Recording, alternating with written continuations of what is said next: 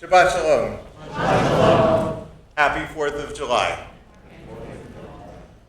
Today I want to ask you to look with me at 5 times when people did the mitzvah of speaking for their rights. We'll ask, which matters more, words or actions? And we'll think about what is required of us as American Jews today. When I was growing up outside of Philadelphia, I often saw the Liberty Bell. The 4th of July makes me think of it. Have you ever seen the Liberty Bell? So it's huge. It weighs 2,000 pounds. It's made of bronze, copper, and tin. It's 3 feet tall and 4 feet wide. So the bigger the bell, the bigger the sound. Just take a moment and imagine what it sounded like to hear it ring. On the side of the bell, there is an inscription: "Proclaim liberty throughout the land to all its inhabitants." Those words define a mitzvah, a commandment for what you must do in a Jubilee year, every 50 years, when all debts are canceled and all people who are enslaved must be freed. Why is this mitzvah required of us every 50 years and not every day? If you look at American history, you might find a reason, which is that you'll see a rhythm where every 5 or 6 or 7 decades, there's a crisis. There was the crisis that gave us independence and the Constitution and the Bill of Rights between the 1770s and the 1790s. There was the crisis that brought the Civil War and the end of slavery in the 1850s and the 1860s. The crisis of war that brought the vote for women, thanks to much struggle in the 1910s and 1920s. The struggle against Jim Crow and against racism and sexism in the 1960s and 70s. And here we are, 5 or 6 decades later. Maybe the Tanakh is anticipating these crises when it says that every 50 years or so, we really need to be on our toes about the mitzvah of proclaiming liberty. So, to get a sense of that, let's take a look at a little piece of today's parsha. I'm not going to go into the whole mishpacha of today's parsha. Instead, I'm just going to look at the story of 5 daughters, Malha, Noah, Hagla, Milha, and Tirzah. We read about them. So picture this. The leaders of Israel, the people, Moses, the priests, all the important leaders, all men, are in the tent of meeting. And the 5 sisters come forward. Their father had died. They had no brothers. And so this meant that they were about to own absolutely nothing. And how courageous they must have had to be to go to a room where they were not expected to go, to speak to leaders to whom they were not expected to ordinarily speak, not just to make conversation, but to demand justice for themselves. So they made their claim. They said to Moses, "Our father has died and we have no brothers. Let us inherit." And Moses didn't know what to do. So he asks God, and God says their plea is just. Let them have the inheritance. But goes further and makes a permanent law. And so we benefit, and all Jewish women benefit, for the hundreds of generations between now and then. Because in their moment of speaking out for themselves, systems changed. They make an incremental step towards justice that benefits all the way down. Speaking out for rights in that way is a mitzvah.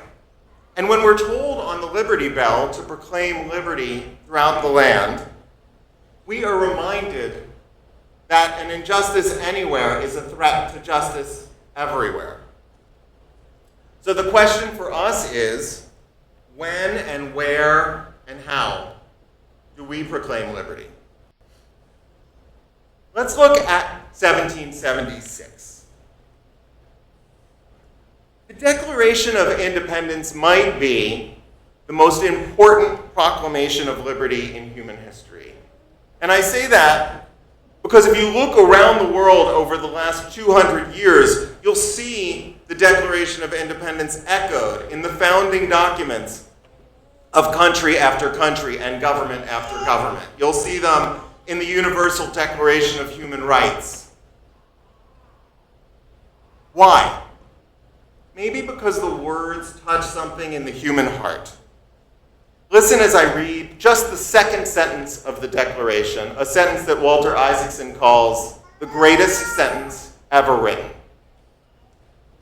We hold these truths to be self-evident, that all men are created equal, that they are endowed by their Creator with some certain unalienable rights, and that among these are life, liberty, and the pursuit of happiness. There are, I can't be a good text reader without noting, there are imperfections right there, injustices, and not small ones. The exclusions of women and Native Americans and people then in slavery, foremost among them. Yet the core idea that there are inalienable human rights to life and liberty and the pursuit of happiness have in them the seeds of their own expansion. And that expansion continues to this day. Let me read what comes next, which is less read. To secure these rights, governments are instituted among men, deriving their just powers from the consent of the governed, that whenever any form of government becomes destructive of these ends, it is the right of the people to alter or abolish it.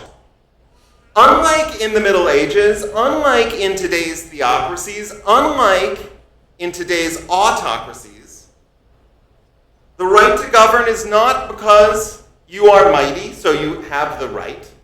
The right to govern is not because God said, and that is why you have the right. The Declaration instead says there is no monarch to whom we should bow. The Declaration is clear. There shall be no kings in America. That was a lot to declare in a world full of kings in 1776. Let's move forward 87 years. Another Jubilee year, 1863. The nation is at war with itself. A war over slavery, and just like in 1776, when you read history, you already know a lot of the outcomes, but they didn't know the outcomes then. President Lincoln, Abraham Lincoln, came to the battlefield at Gettysburg. And some of his most famous words there present a puzzle to us today. He said, "The world will little note nor long remember what we say here, but it can never forget what they did here." Now, for us as Jews who devote parts of our lives to text study, this is an important question. Well, what is more important, words or deeds? And is that even true? I mean, he says the world will little note nor long remember. Those are wrapped up in 263 of the most famous words ever spoken. If you've heard of a battle in the Civil War, it's probably Gettysburg. Not Antietam, not Shiloh, not Stonehill, not Chancellorsville, not Fredericksburg. It's Gettysburg. Why? Well, probably because of those words. Here's what Lincoln said that day about what one might have to do on behalf of the principles in the Declaration of Independence. 77 years ago, our fathers brought forth on this continent a new nation conceived in liberty and dedicated to the proposition that all men are created equal. Now we are engaged in a great civil war, testing whether that nation or any nation so conceived and so dedicated can long endure. We are met on a great battlefield of that war. We have come to dedicate a portion of that field as a final resting place for those who here gave their lives that that nation might live. It is altogether fitting and proper that we should do this. But in a larger sense, we cannot dedicate, we cannot consecrate, we cannot hallow this ground. The brave men, living and dead, who struggled here have consecrated it far above our poor power to add or detract. The world will little note nor long remember what we say here, but it can never forget what they did here. It is for us, the living, rather, to be dedicated here to the unfinished work which they who fought here have thus far so nobly advanced. It is rather for us to be here dedicated to the great task remaining before us, that from these honored dead we take increased devotion to that cause for which they gave the last full measure of devotion. That we here highly resolve that these dead shall not have died in vain, that this nation under God shall have a new birth of freedom, and that government of the people, by the people, and for the people shall not perish from the earth.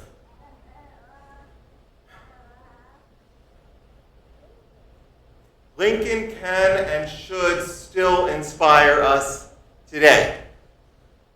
In fact, Lincoln's proposition that deeds matter more than rhetoric pales, to some extent, in the brilliance of his words, except that some 50,000 people had died at Gettysburg. And maybe, in part because they heard those words, hundreds of thousands more would fight over the next 2 years to achieve the greatest achievement of American history, perhaps: freedom across the land. Lincoln's words matter because they inspire us to take action. The Liberty Bell's command, proclaim liberty throughout the land to all its inhabitants, is a mitzvah that's about both words and actions. And to see how, let's look at one last jubilee that inspires us today. 60 years ago, 60 years. In days nearly as hot as today, the fight to proclaim liberty focused on whether black men and women would be allowed to vote in the American South and have all the other rights that a human being ought to have.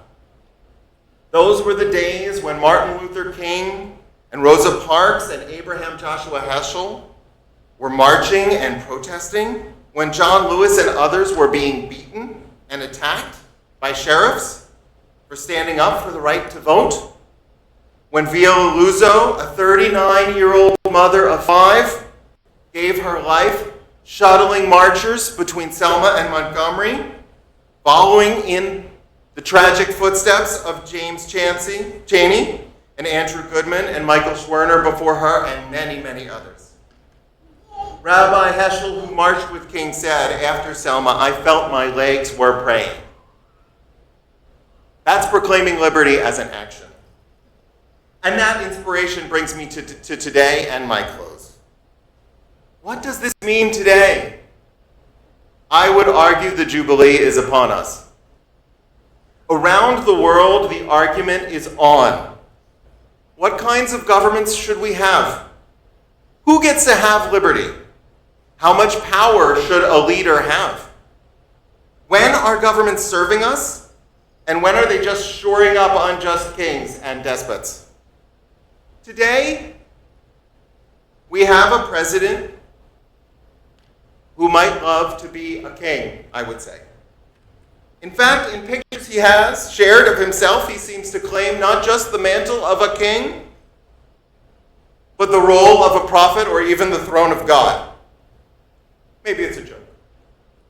We have a president who doesn't seem to care if what he says is true or not.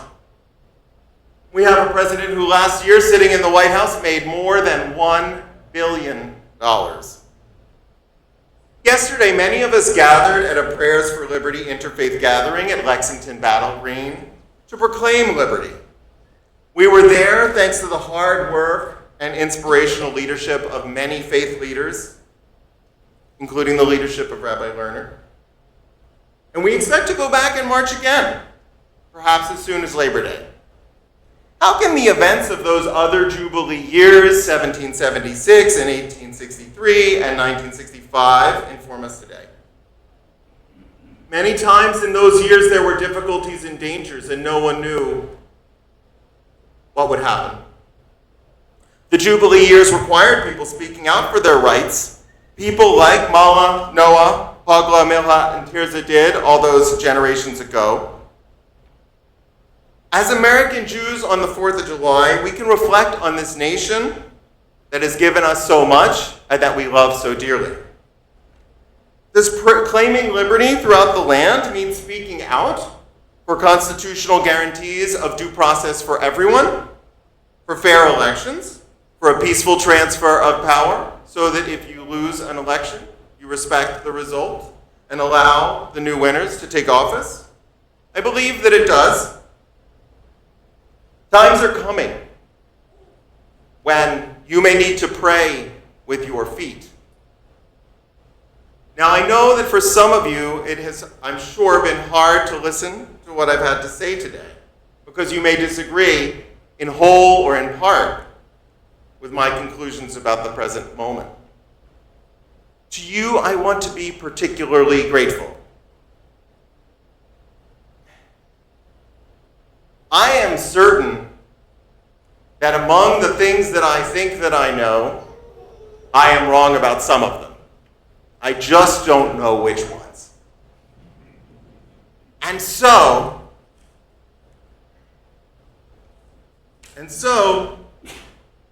I'd like to ask you to share your perspectives with me. And I'd like to share a final inspiration as we go forward together as a Temple Amunah community, trying to determine what the right moral actions are to make in a complicated time. As we move towards Kiddush and the rest of Shabbat, I leave you not with questions, not with answers, but with questions. How do we ring the Liberty Bell today? When do we need to speak out for our own rights, like Mala, Noah, Hagla, Milha, and Tirzah did? And when do we need to speak out for the rights of others? And how can our greatest texts, both the Jewish ones and the American ones, inspire us to act? Shabbat Shalom.